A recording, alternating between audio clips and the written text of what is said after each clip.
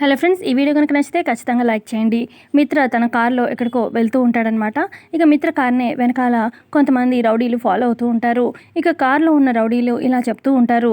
వాడు ఎట్టి పరిస్థితుల్లో కూడా తప్పించుకోవడానికి వీల్లేదు. ఆ కార్‌నే ఫాలో అవ్వు అని చెప్పి చెప్తూ ఉంటాడు వేరే రౌడీకి.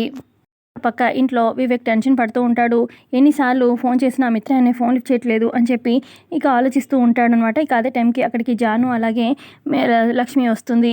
వివేక్ ఏమైంది అని చెప్పి లక్ష్మి అంటూ ఉంటే, అది అన్నయ్య ఎన్నిసార్లు ఫోన్ చేసినా ఫోన్ పిక్ చేయట్లేదు, అదే చాలా కంగారుగా ఉంది అని చెప్పి అంటూ ఉంటే, అప్పుడు లక్ష్మి అంటుంది, అత్తయ్య గారు వచ్చే టైం అయింది కదా, ఇప్పుడు మిత్ర గారి గురించి టాపిక్ ఏమీ తీసుకురాకండి, కంగారు పడతారు అని చెప్పి లక్ష్మి అంటూ ఉంటే, ఇక అదే టైంకి అక్కడ దేవి అని మనీషా ఉంటారు.